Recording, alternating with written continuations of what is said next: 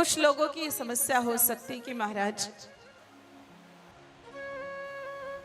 पहले तो सब कुछ बढ़िया चल रहा था, लेकिन पता नहीं किसी ने कुछ कर दिया और हमारा धंधा पूरा चौपट हो गया। सबसे पहले ये जान लीजिए मेरे भाई बहनों, ये तंत्र विद्या कुछ होता है क्या? 99 केसेस में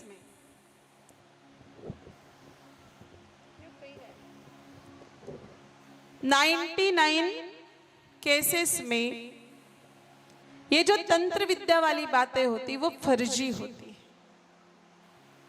कैसे? अगर हम खुद के घर में आराम से दाल रोटी खा रहे हो, थोड़ा धंधा भी ठीक ठाक चल रहा है, आपका पैसा भी ठीक ठाक आ रहा है, तो बिना कुछ खाए आपके पड़ोसी के एसिडिटी होने लग जाती है, या आपके रिश्तेदार जो भी है उसके एसिडिटी होने लग जाती है। फिर वो क्या करता है, कहीं से 5-10 रुपए का नींबू लाता है, उसमें 2-3 पैसे की आलपिन डालता है, ऊपर से कुमकुम डाल देता है और आपके आंगन में छोड़ देता है। अब होता यूं है कि जब आप इस प्रकार से नींबू आलपिन देखते तो आपका दिमाग खराब हो जाता है। फिर सबसे पहले दिमाग खराब होने पर पहला असर पड़ता है स्वास्थ्य पर। आपका स्वास्थ्य कमजोर पड़ने लग जाता है, आपको अस्पताल के चक्कर काटने पड़ेंगे, अस्पताल में पैसा लगेगा, मानसिक स्थिति खराब होगी, सो अलग। तीसरी चीज मेरे भाई बहन, आप बिजनेस पर ध्यान नहीं दे पाओगे, आपका बिजनेस बिगड़ेगा, तीसरी चीज अलग। चौथा, आप जिस तांत्रिक के पास जाओगे कम से कम 1,00,000-1,50,000 का चुना तो आपको लगा करके ही जाएगा।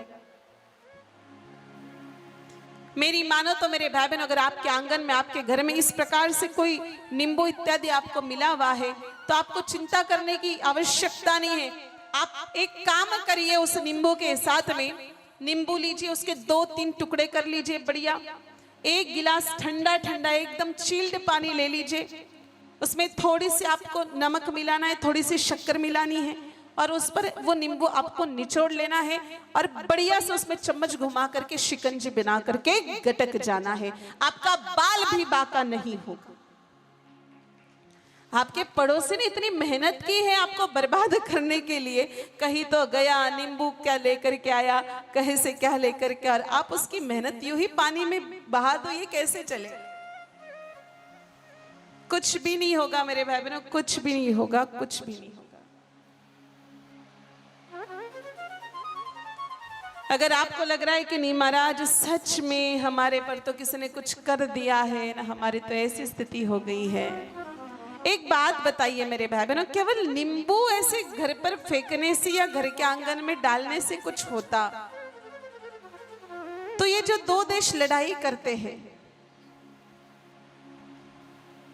कोई भी जो देश, जैसे यूक्रेन और रूस की लड़ाई चल रही थी, तो उन लोगों को बमबारी करने की क्या जरूरत है? न्यूक्लियर बम की धमकी देने की क्या जरूरत है मेरे भाई बहनों? सीधा ही नींबू की वो बारिश कर दे, सीधा ही नींबू फेंक करके मारे तो वैसे ही बर्बाद हो जाए।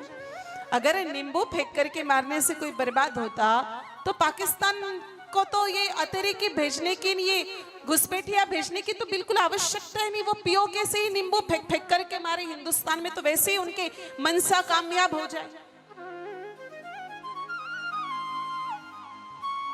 क्या ये सच में रियलिटी है? ये रियलिटी नहीं है मेरे भाई बहन, इससे कुछ भी नहीं होता है।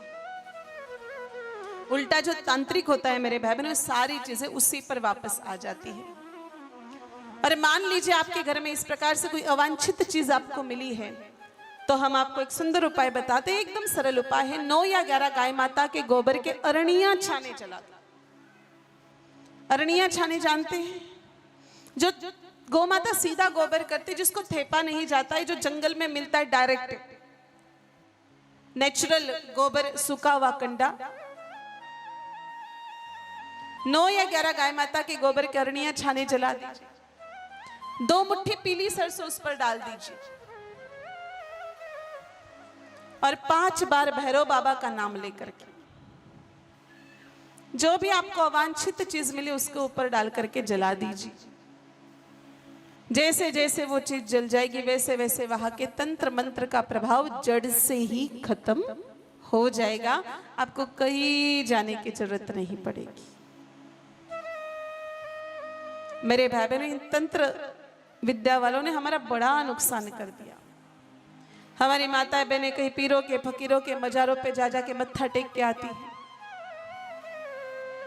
इस तंत्र विद्या के चक्कर में हमने काफी सारे हिंदू भाई बहनों को मजीरों पर जाकर मजे पर जाते हुए देखा, पीरों फकीरों के पास जाते हुए देखा। इतने भी बावड़ा मत बनो, इतने भी मतलब भ्रष्ट मत बनिए मेरे भाई बहनों, इतना भी धर्म का त्याग मत करिए। हमारे धर्म में काफी सारे ऐसे देवता हैं जिनका नाम लेने मात्र से आपके तंत्र विद्या उसी समय निष्काम हो सकती है, लेकिन ये पीरों के फकीरों के पास जाने की जरूरत नहीं है।